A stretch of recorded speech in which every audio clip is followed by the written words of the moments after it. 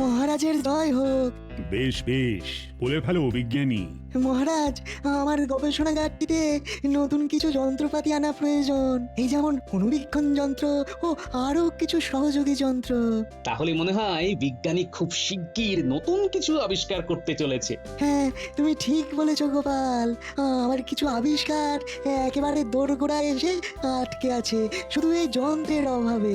হ্যাঁ, সবই তো বুঝলাম বিজ্ঞানী, তবে তোমার নতুন আবিষ্কারকে এখন কিছুদিন দোরগোড়ায় দাঁড়িয়ে থাকতে বলো। হ্যাঁ, হ্যাঁ হ্যাঁ মহারাজ বলছেন তো। তাছাড়া আবিষ্কার যদি দোরগোড়ায় দাঁড়িয়ে না থাকতে পারে, তুমি কিছুদিন অপেক্ষার দোরগোড়ায় থাকো।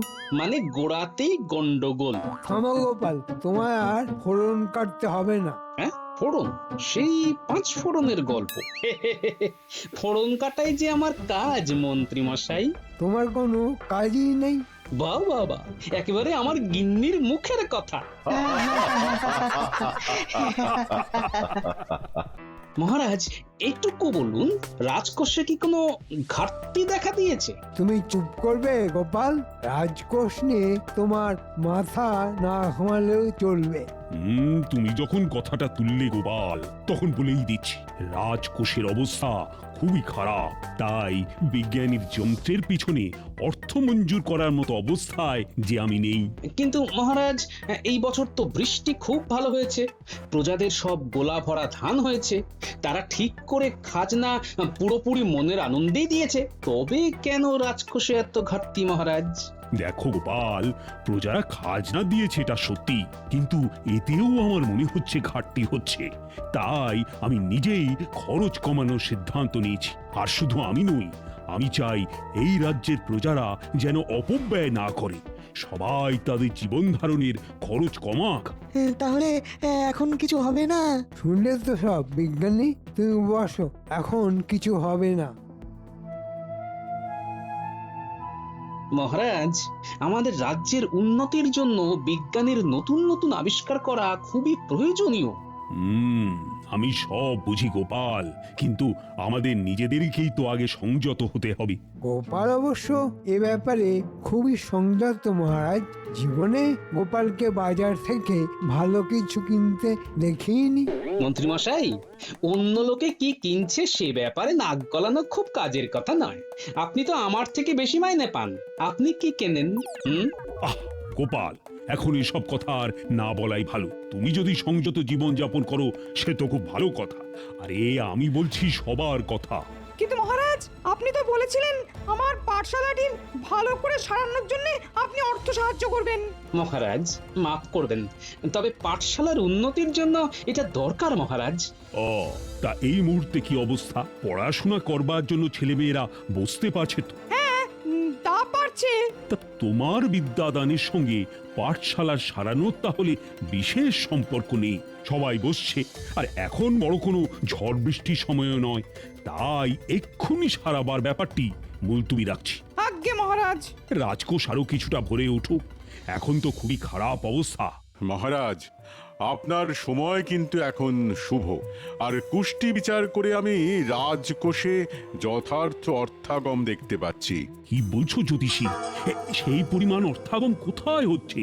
তুমি ভালো করে নতুন করে গণনা করো, কবে আর অর্থাগম হবে দেখো দেখো ভালো করে। বেশ মহারাজ, আপনি যখন বলছেন আমি নতুন করে আবার গণনা করব, তবে আপনি জানেন আমার গণনায় কিন্তু ভুল হয় না। মানুষ মাত্রেই ভুল হয়। আমি বিচার করে দেখেছি মহারাজ, যদি বাইরের বণিকদের থেকে হিরে চুনি পান্না নিয়ে আপনি আপনার মন্দিরে স্থান দেন, তবে রাজকোষের অবস্থা আরো ভালো হবে। ও বাবা, তার মানে তো আরো খরচ! কি কাণ্ড! আগে মহারাজ, কিছু পেতে গেলে তো কিছু খরচ করতেই হবে। একটি হিরে, একটি চুনি আর একটি পান্না আপনাকে কিনতে হবে মহারাজ। অসম্ভব অসম্ভব, এই খরচ করা যাবে না। মহারাজ, আপনি রাজা, আপনার জন্য এইটুকু এমন কি ব্যাপার? এটা অতি সামান্য। না না না, এটাই অসামান্য, রাজকোষের ঘাটতি। সভাকবি, এ ব্যাপারে তুমি কি বলো? যদি রাজকোষে ঘাটতি হয় অর্থ, তবে মহারাজ আপনি বলেছেন যথার্থ। সাধু সাধু। থাক তবে, শুধু মহারাজ আপনি একবার খাওয়াবার কথা বলেছিলেন, কিরকম গোপাল? না মানে আগেও তো আপনি আমাদের পেট ভরে ভুরি ভোজ করিয়েছেন, তাই ভাবছি আবার কবে সেই দিন আসবে। উপলক্ষ গোপাল? মন্ত্রী মশাই, মহারাজ তো খুশি হয়ে আমাদের মানে আপনাকেও বহুবার ভালো মন্দ খাবার খাইয়েছেন। মহারাজ আনন্দে থাকলে খাওয়াবার জন্য বিশেষ উপলক্ষের প্রয়োজন পড়েনি তো। কিন্তু এখন যে সময় খারাপ। আম খাইয়েছি নিশ্চয়ই, এরপরেও খাওয়াবো, কিন্তু এখন নয়। এখন তোমাদের খাওয়াতে গেলে রাজকোষে বিপুল ঘাটতি হয়ে যাবে। যদি হয় রাজকোষে অভিনব ঘাটতি, তবে যেন চেয়েও না এতটুকু বাড়তি। ঠিক কথা সভাকবি। এখানে একমাত্র এখন বাড়তি চাইবার কথা শুধু গোপাল বলেছে। কি জানি মহারাজ, আমি তো আপনাকে ভয় পাই না, বাকিরা হয়তো ভয় পায়। আমি তো আপনাকে ভালোবাসি মহারাজ, তবু বলছি আমি যা জানি আমাদের রাজকোষে যথেষ্ট পরিমাণে সম্পদ মজুদ আছে মহারাজ। তাতে তোমার কি হে? আসলে ব্যাপারটা কি, যখন যে রাজ্যের রাজা কৃপণ হয়ে ওঠে তখন সেই রাজ্যের প্রজাদের কপালে দুর্ভোগ শুরু হয়ে যায়। আপনি ভীষণভাবে কৃপণ হয়ে উঠেছেন মহারাজ। মহারাজ, গোপালে এত বড় স্পর্ধা ও আপনাকে কিপটে বলছে? আপনি থাকতে আপনার সামনে আড়ালেও না। আমার আড়ালে কিছু বলতে হয় না মন্ত্রী মশাই, ওটা হয়তো আপনি বলেন। তুমি তো কোনো হোমে যজ্ঞে লাগো না গোপাল। মহারাজ শুধু শুধু তোমাকে মাইনে দিয়ে পুষছে, আর সেই মহারাজকে তুমি কিপটে বললে? তোমাকে বরখাস্ত করলে তোমার মাইনের অর্থ রাজকোষে ঢুকতে পারে, তাই তো মহারাজ? হ্যাঁ ঠিক তাই গোপাল, তোমাকে বরখাস্ত করা হলো। কাল থেকে তুমি আর রাজসভায় আসবে না। তোমার যা পাওনা হয়েছে সামনের মাসে তোমাকে মিটিয়ে দেওয়া হবে। আগে মহারাজ, আমার সামান্য কিছু অর্থ পাও না, ওই আমার মাইনে।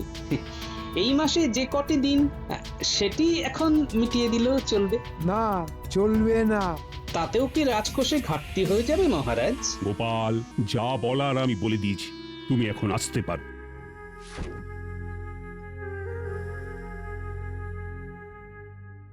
আর আজকে সভা এখানেই শেষ হলো।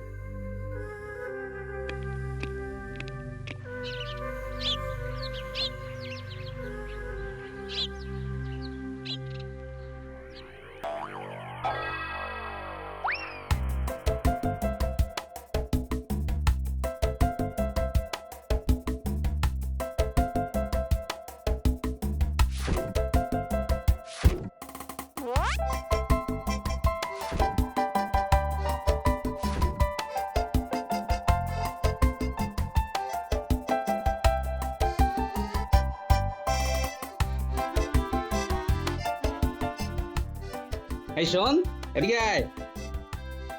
তোরা আজ রাতে পেট ভরে খেয়ে যাবি, বাড়িতে জানিয়ে দিস। তাই নাকি দাদু? বাজার থেকে আসছো?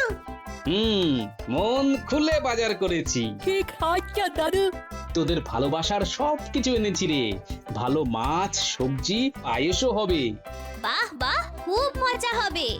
এছাড়া মুরকি, মিষ্টি, দইও আছে। কিন্তু হঠাৎ কি ঘটলো বলো তো দাদু? আরে ভালো খেতে ইচ্ছে করলে এমনিই খাওয়া যায়, কোনো পার্বণের প্রয়োজন পড়ে না, বুঝলি? চলে আসিস।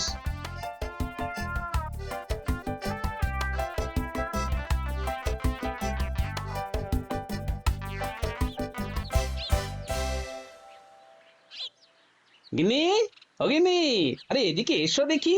কি ব্যাপার এসব কি? বাজার গিন্নি, বাজার।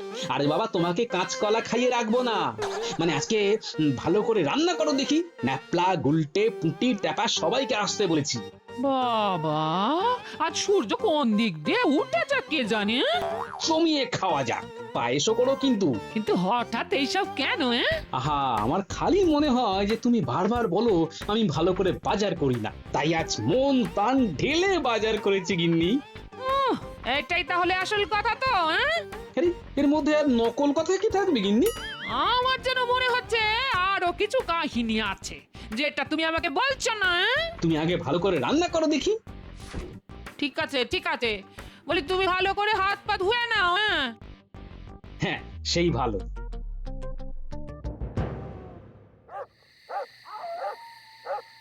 কিরে, সবাই কেমন খাচ্ছিস? তোদের দিদিমা কিন্তু খুব ভালো রান্না করে, বুঝলি?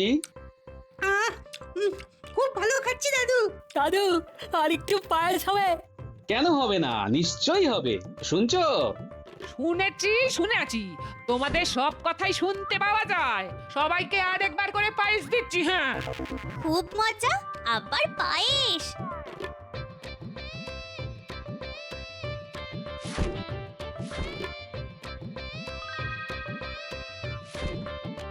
কিরে, আর কিছু নিবি? আমি আর কিছু পারবো না বাবা, পেট একদম ভরে গেছে। গুলটে? না না, আমিও পারবো না। আমি এখন কিভাবে বাড়ি যাব সেটাই তো ভাবছি। বেশ বেশ, ন্যাপলা তুই বল। আমি তো এটাই খেয়ে উঠতে পারছি না। সব খেতে হবে কিন্তু। যা, এবার গিয়ে হাত মুখ ধুয়ে নে যা। কই গো গিন্নি, ওদের খাওয়া হয়ে গেছে, এবার তুমি আর আমি বসে পড়ি। হ্যাঁ,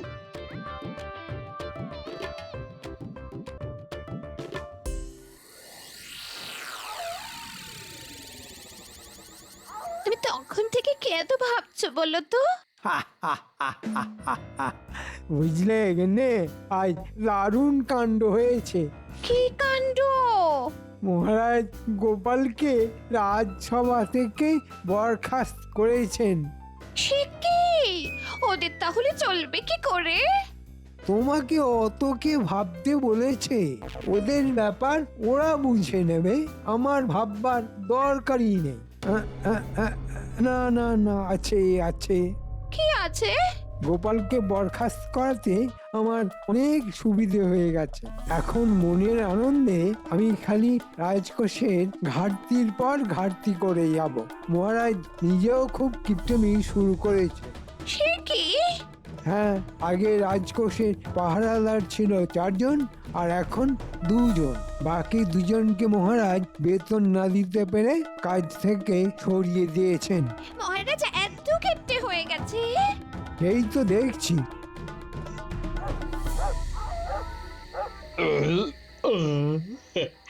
খাওয়াটা জব্বর হয়েছে। বহুদিন পর এরকম ভাবে খেলাম, বুঝলে? এবার বলো দেখি ব্যাপারখানা কি? হ্যাঁ, কি বলো, এমন কি ঘটেছে যে তুমি এখন বাজার করলে? খুব আনন্দের কিছু? হ্যাঁ, হ্যাঁ, তা বলতেই পারো। এখন থেকে বাড়িতেই আরাম করে থাকবো। মানে বাড়িতে আরাম করে থাকবে মানে কি গো? মানে আমি রাজসভার চাকরি থেকে বরখাস্ত হয়েছি। মহারাজ কৃপণ হয়ে গেছেন, আমি সেটা সবার সামনে প্রকাশ্যে বলেছি। এবার আমাদের কি হবে গো? কি আর হবে, আজকে ভালো করে খেয়ে নিলে কাল থেকে কাঁচকলা আর মূলো সেদ্ধ কপালে আছে। তোমাকে এত কথা মহারাজকে বলতে কে বলেছিল? কেউ না গিন্নি, কেউ না। আমার যা মনে হয়েছে তাই বলেছি। আমার কোনো রাগ দুঃখ অভিমান নেই। মহারাজকে আমি চিনি। কদিন একটু ছুটি কাটাই, মহারাজ নিজে থেকে আসবেন আমার কাছে। মরণ! আর তবে আরেকটি জিনিস আমাকে করতে হবে। আমার কাছে রাজসভার তরফ থেকে কিছু নিমন্ত্রণ পত্র খালি আছে। নেই, আমার এখন লাগবে তুলি, কলম আর কালি। তোমার মাথাটা দেখছি একেবারে বিগড়ে গেছে। হ্যাঁ, না গো গিন্নি না, তুমি শুধু দেখো কি হতে চলেছে।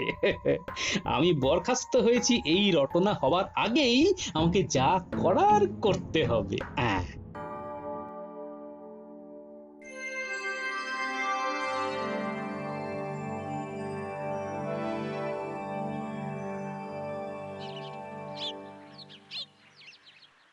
কি হয়েছে গোপাল কাকু? আজ আমি একটি বিশেষ কাজে এসেছি। বিশেষ কাজ? কি কাজ গো? বসো না, দাঁড়িয়ে রইলে কেন? না না, অনেক জায়গায় আজ আমাকে যেতে হবে। বলতে গেলে এই রাজ্যের সব জায়গায়। কাকু বলো তাহলে। আমাকে কিছুই বলতে হবে না, এটি একটি আমন্ত্রণ পত্র। এটি পড়লেই তুমি সব বুঝতে পারবে। কল্যাণ এসো, আশা করি সবকিছু কুশলী আছে। এই পত্রে আমি আপনাদের আমার ও রানীর বিবাহ বার্ষিকী উপলক্ষে আমন্ত্রণ জানাচ্ছি। আগামী বুধবার রাজবাড়ি প্রাঙ্গণে আপনাদের সবার জন্য একটি প্রীতি ভোজের আয়োজন করা হয়েছে। আপনারা উপস্থিত হলেই আমাদের আমন্ত্রণ সার্থক। ইতি রাজা কৃষ্ণচন্দ্র। এ কি গোপাল দাদা, মহারাজ স্বয়ং আমাদের নিমন্ত্রণ করেছেন? শুধু তোমরা নয়, আরো অনেককেই। তাই তো বললাম আমার এখন অনেক কাজ। আচ্ছা আসি, বুধবার পৌঁছে যাও কিন্তু।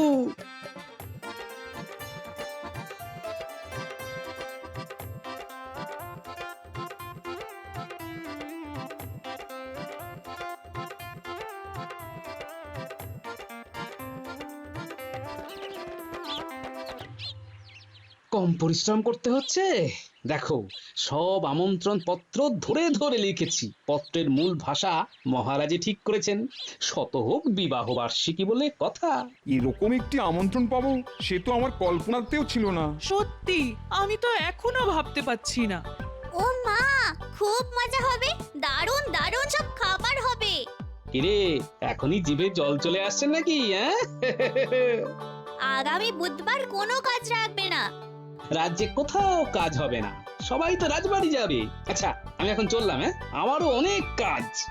সাবধানে যাও গোপাল কাকা, বাইরে রোদ্দুর বেশ চড়া। এই সব আমার অভ্যেস আছে, তোমরা কিচ্ছু চিন্তা করো না। আগামী বুধবার মনে থাকে যেন। সে আর বলতে, আর আমরা ভুলে গেলেও পুটি আছে তো মনে করাবার জন্য। ও কিছুতেই ভুলতে দেবে না।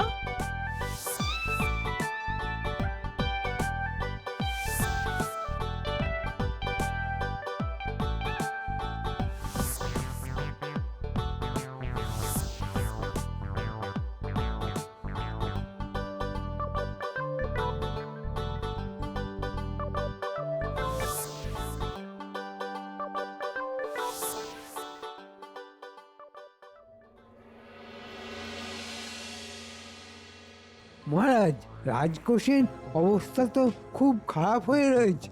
এখন নবাবকে কি বলে জবাব দেব? নবাব জানতে চাইছেন। কি আশ্চর্য! আহ, নবাব তো জেনেই খালাস। যত ঝামেলা আমাদের। নবাবকে জানিয়ে দাও। হ্যাঁ বলুন মহারাজ, কি হলো মহারাজ বলুন। আরে বলবো তো বটে, কিন্তু কি বলবো সেটাই তো ভাবছি। এর তো খুব সোজা মহারাজ। এখন আমরা কেউ কোনো কর আদান প্রদান করব না। এতে মানুষের উপকারী হবে। ভবিষ্যতে রাজকোষ জমজমাট হলে আমরা যা পারি খাজনা দিয়ে দেব। মন্ত্রী, এটা কি নবাবের পত্রের জবাব? তুমি কি চাও নবাব আমাদের কৃষ্ণনগর আক্রমণ করুক? না না মহারাজ, আমি একেবারেই চাই না। তুমি তাহলে চুপ করো। এই সময় আমার দরকার ছিল গোপালের। কি যে হলো! ক্ষমা করবেন মহারাজ, কিন্তু কারো প্রতি দুর্বলতা কি মহারাজকে শোভা পায়? গোপালকে আপনি অনুভব করছেন বুঝতে পারছি, কিন্তু গোপালেরও তো উচিত ছিল আপনার কাছে এসে ক্ষমা চাইবার। মনে রাখবেন, তা সে চায়নি।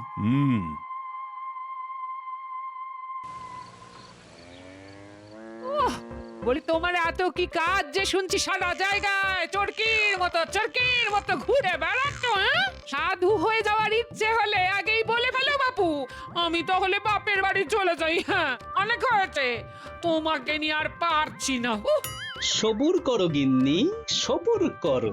কাল একটি বিশেষ দিন। কাল হলো বুধবার, কি আছে কালকে? কাল মহারাজের বিবাহ বার্ষিকী, মানে আমি সেরকমই শুনলাম। বললো যা, কথার দেখছি কোনো মাথা মুন্ডু নেই। কাজ হারিয়ে মাথা একেবারে বিগড়ে গেছে। বলি রাজা রানীর বিবাহ বার্ষিকী, তো তাতে তোমার কি? আমার বলি নিজের বিবাহ বার্ষিকী নিয়ে কখনো ভেবেছো? আমাকে একটা নতুন শাড়ি কখনো কিনে দিয়েছো কবে? সেটা তো ভুলে গেছে মনে হয়। হ্যাঁ,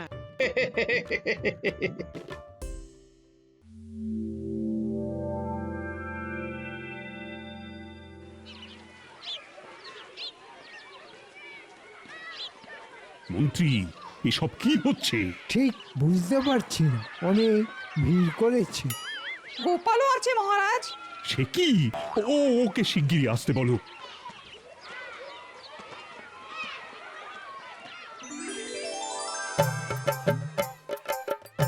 আমি জানতাম আপনি আমাকে ডেকে পাঠাবেন। প্রথমেই বলি, এই যে ভিড় হয়েছে, এই ব্যাপারে ওই সভাকবি, জ্যোতিষী, বিজ্ঞানী, পণ্ডিত সবটাই জানে। সে কি? তোমরা জানতে? কিন্তু গোপাল, এত ভিড় কিসের জন্য? আগে মহারাজ, আজ যে আপনার বিবাহ বার্ষিকী, তাই আমি নিজেই আপনার হয়ে আমন্ত্রণ জানিয়েছি মহারাজ। এরা সবাই ভুরি ভোজ করতে এসেছে। হ্যাঁ? আজ আমার বিবাহ বার্ষিকী। আগে মহারাজ, আপনার তো খাওয়াতে একটা উপলক্ষের দরকার ছিল। আমার উদ্দেশ্য ছিল ভালো করে খাওয়া। এখন যারা এসেছে তাদের যদি না খাইয়ে ফেরত পাঠান, তাহলে যে রাজবাড়ির সম্মান একেবারে থাকবে না মহারাজ। বুঝেছি গোপাল, বুঝেছি। আর তোমরাও সব জানতে, হ্যাঁ? আজ্ঞে মহারাজ, গোপাল যা বলেছে একেবারে সত্যি। আমরা জানতাম, কিন্তু মন্ত্রীর কানে পৌঁছায়নি, কারণ মন্ত্রী আজকাল রাজকোষ নিয়ে বড়ই ব্যস্ত। বেশ বেশ বেশ, তবে তাই হোক। সকলকে ভালো মন্দ খাওয়ানোর ব্যবস্থা হোক।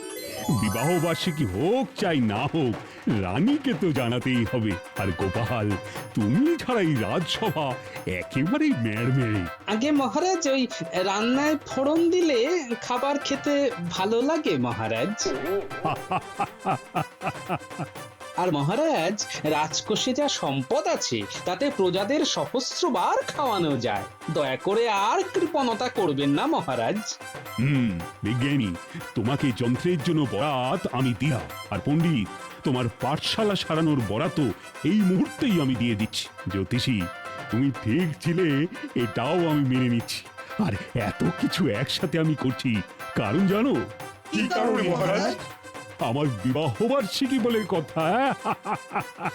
পাচক তাহলে রান্না শুরু করে দিক মহারাজ। নিশ্চয়ই, আর দেরি কেন? জয় গোপালের জয়, জয় গোপালের জয়।